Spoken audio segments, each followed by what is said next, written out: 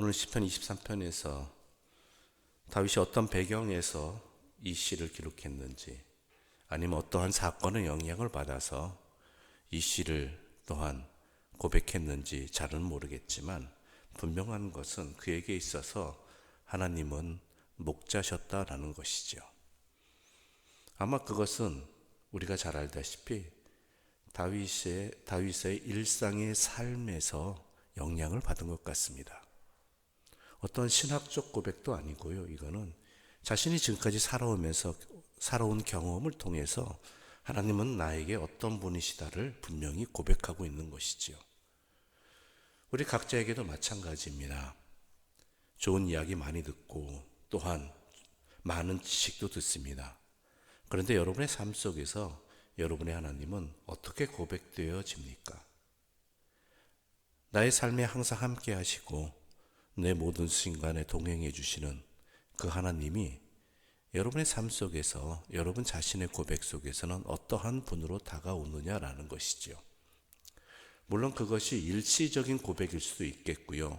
남들이 들으면 겨우 그것밖에 안 되냐라는 고백이 될 수도 있겠지만, 분명한 것은 이런 고백이 없는 자보다는 있는 사람이 낫고, 그러한 고백을 통해서 내 삶의 자리가 하나님 앞에 또한 붙들린 삶으로 살아갈 수 있는 여러 가지 동아줄 가운데 하나가 분명히 될 것이라는 이야기입니다. 그 소중한 하나의 한 가닥의 줄이 내 삶이 위기에서 빠져 있을 때 나를 건져줄 수도 있는 것이고, 또한 하다못해 내가 갈 바를 모를 때 어디로 가야 될지는 그 줄을 붙잡고 나아갈 때 내 눈앞이 안 보이고 아무 소리 안 들린다 할지라도 그 줄을 붙잡고 나아갈 때 우리는 하나님 앞에 서게 될 것이기 때문입니다. 그러므로 이 새벽에 이 말씀을 듣는 여러분들은 여러분의 일상의 삶에서 하나님은 나에게 어떤 분이신지 다윗처럼 고백할 수 있는 그러한 소중한 은혜를 누리시기를 바랍니다. 그는 이야기합니다. 내게 부족함이 없도다. 그가 나를 풀밭에 누이시며 쉴 만한 물가로 인도하시는 분이다라는 것이죠. 양에게 있어서 가장 중요한 것은 푸른 풀밭이 있어야 되는 것이고요. 또한 물이 있어야 된다는 것이죠. 우리 하나님은 그거 모르시는 분 아닙니다. 왜 그렇습니까? 우리를 창조하신 분이기 때문이고 우리의 연약함을 다 아시는 분이기 때문입니다. 그러므로 우리에게 푸른 풀밭이 얼마나 필요한지, 또한 쉴 만한 물가가 얼마나 중요한지 우리 하나님은 다 알고 계십니다. 우리 하나님은 아버지시기 때문이지요. 그러면서 이야기합니다. 그 푸른 풀밭과 쉴 만한 물가를 통해서 내 영혼을 소생시키신다라는 것입니다. 여러분, 하나님이 우리에게 주시는 것은요, 단순히 육적인 것만 아닙니다. 육적인 배고픔이나 목마름만을 해결하기 위한 것이 아닙니다. 우리의 영혼을 새롭게 소생시키는 그러한 은혜의 자리라는 것이고, 회복의 자리라는 것이고, 새로움의 자리라는 것이지요. 그래서 우리 예수님도 뭐라고 하셨습니까? 사람이 떡으로만 사는 것이 아니라 하나님의 입에서 나오는 말씀으로 살 것이니라 라고 되었습니다. 즉 우리가 일상에 먹을 것도 필요하지만 그 이상으로 필요한 것은, 반드시 있어야 될 것은 여호와의 말씀이 나의 푸른 풀밭이 되어야 되고요, 하나님의 말씀이 나의 쉴만한 물가가 되어야 된다는 것입니다. 나의 삶의 자리를 잠시 멈추고 주의 말씀을 읽고 또한 주의 말씀을 묵상할 때 그것이 내 영혼을 소생시키는 하나님의 은혜의 자리가 된다는 것이죠. 근데 사람은 잘 모릅니다. 바쁜 일상에, 아니면 습관적인 삶의 자리에서 지금까지 그렇게 살아왔기에 내가 얼마나 날마다 모든 순간 속에서 주의 말씀이 있어야 되는지, 그 말씀이 나를 살리는지를 제대로 모른다라는 것이죠. 근데 여러분 분명히 아셔야 될 것은, 모른다고 해서 내 몸이 탈 안 나는 것 아닙니다. 한창 외국 여행을 다닐 때 가이드가 꼭 해주는 말이 하나 있었습니다. 특히 유럽 지역에 가면은 날씨가 좋거든요. 근데 기온은 높습니다. 근데 우리처럼 습도가 높지 않아서 사람이 자기가 무덥다는 것과 목마르다는 것을 잘 느끼지 못한다고 합니다. 그래서 만약 그걸 느끼는 순간이 된다라면은 그때는 탈나는 것이죠. 큰일 나는 것이죠. 여행 다 망치는 것이죠. 그래서 여행가들은 이렇게 말합니다. 목마르지 않더라도, 덥지 않더라도 중간중간 쉬면서 꼭 정기적으로 물을 마시라고 가이드가 권면해 주기도 합니다. 맞는 말입니다. 사람은 자기가 탈날 때까지 모릅니다. 그러므로 우리에게 반드시 여호와의 말씀을 항상 수시로 묵상할 수 있고 하나님께 기도할 수 있는 푸른 풀밭과 실만한 물가는 반드시 필요한 것이고 하나님께서는 언제나 우리를 그곳으로 인도해 주신다는 것이지요. 또한 3절 말씀 우리 함께 읽어보겠습니다. 3절입니다. 내 영혼을 소생시키시고 자기 이름을 위하여 의의 길로 인도하시는도다. 나의 영혼을 소생시키고 나를 인도하시는데 여호와의 이름을 위하여 의의 길로 인도하신다라는 것입니다.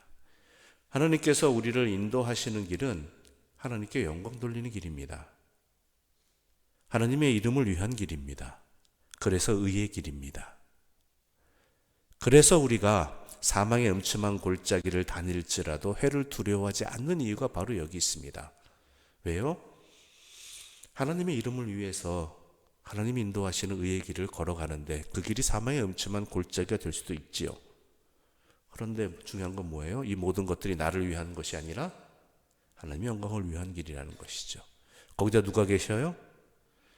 주께서 나와 함께 하시기 때문이라는 것입니다. 주께서 인도하시는 길이 하나님의 이름을 위한 길이라면 하나님이 안 지켜주시겠습니까?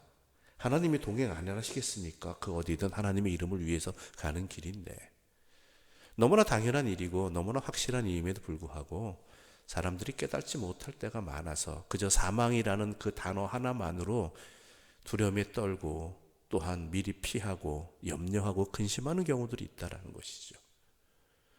그런데 중요한 것은 무엇입니까? 이것이 하나님의 길인가, 하나님의 이름을 위한 길인가 아닌가를 분별할 줄 알아야 된다는 것이죠. 그걸 분별하지 못하면 아무리 좋은 길을 할지라도요, 그건 사망의 골짜기입니다. 진짜 사망의 골짜기입니다. 아무리 화려하고 아무리 편안하다 할지라도 그것을 위해 내 이름이 빛난다라면, 나를 위한 길이라면 그거는 생명의 길이 되지 못하는 것이지요. 그러므로 우리의 모든 분별의 우선순위가 이것이 하나님의 길인가 아닌가를 분별해 볼 줄 알아야 된다는 것입니다. 하나님의 길일 때 또한 내가 사망의 음침한 골짜기를 다닐지라도 해를 두려워하지 않게 되는 것이죠. 왜요?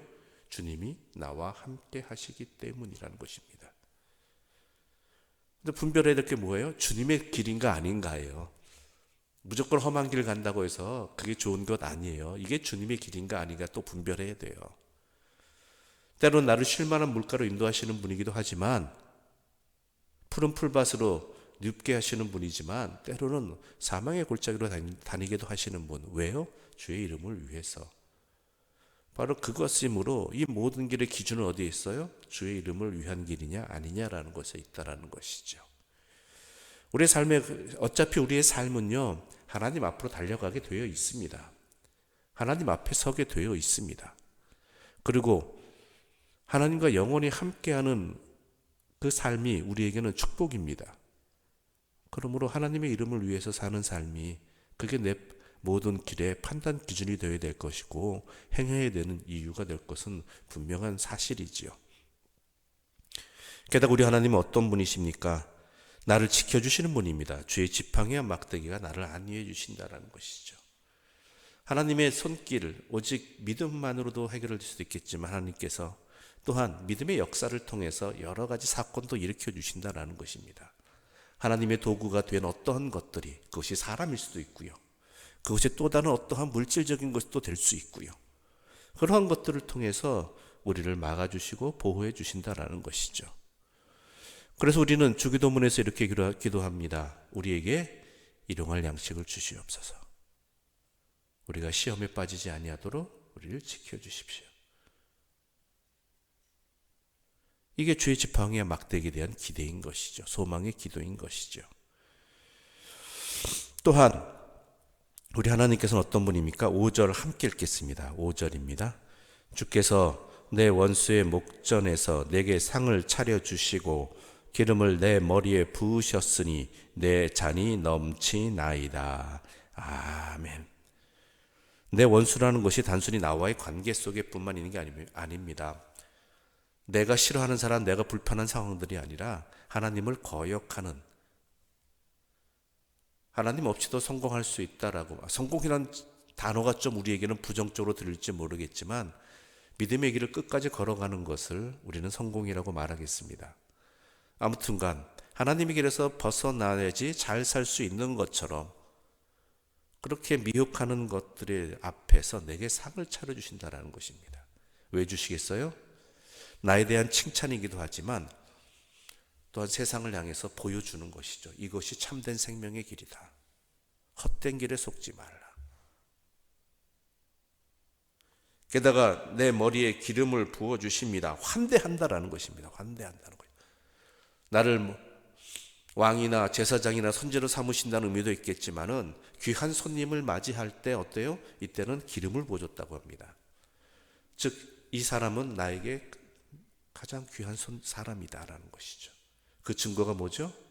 예수 그리스도의 십자가 사건. 얼마나 소중하면 하나님이 직접 육신으로 이 땅에 임하셔서 고통을 받으시고 십자가에 달려 돌아가셨느냐라는 것이죠. 내 머리에 기름을, 나에게 하나님은 그런 분입니다. 그런데 또 명심이 될 게 뭐예요? 나만 그런 거예요? 나만 그러면 좋겠지만 우리 하나님은 모든 피조물들을, 하나님의 택하심을 입은, 은혜를 입은 사람들을, 하나님의 부르심에 응답한 사람들 모두 다 사랑하십니다. 즉 내 이웃의 머리에도 기름을 부으시는 하나님을 볼 수 있어야 돼요. 이웃만 봐서는 내가 이웃을 도와야 할 이유가 없을 수도 있습니다. 이웃을 사랑해야 할 이유가 없을 수도 있습니다. 안 맞는 경우가 있죠. 불편한 경우가 있죠. 그래야 되나 하는 상황들도 있죠. 근데 그 사람도 어떤 사람이에요? 하나님이 기름을 부으시는 사람이다라는 것이죠.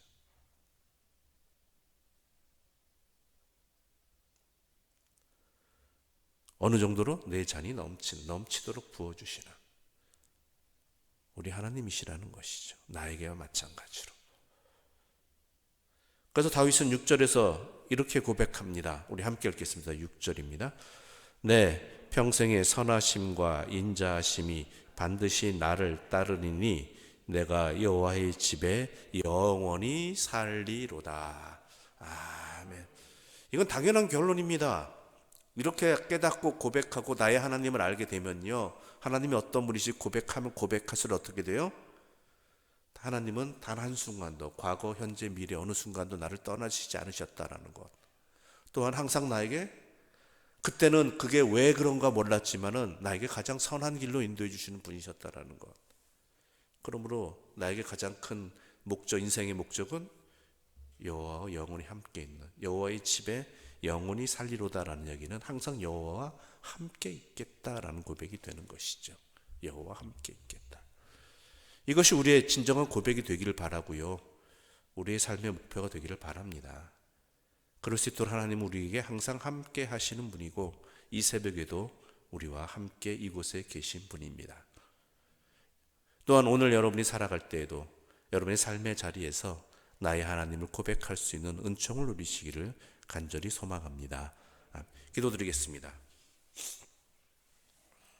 하나님 아버지 감사합니다. 오늘 우리에게 시편 23편의 말씀을 통해서 나의 하나님을 깨닫게 해주시고 고백하게 해주시니 감사합니다.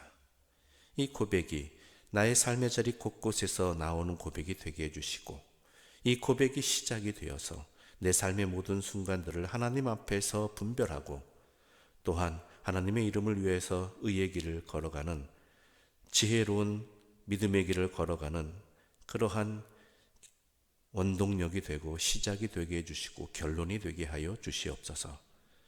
그럴 때 하나님께서 나에게 베풀어 주시는 그 모든 것들을 통해 새 힘을 얻게 해주시고 오직 하나님의 영광을 위해 사는 삶이 나에게 평생에 이어지기를 간절히 소망하는 그러한 열매를 맺게 하여 주시옵소서. 예수님의 이름으로 기도드립니다. 아멘.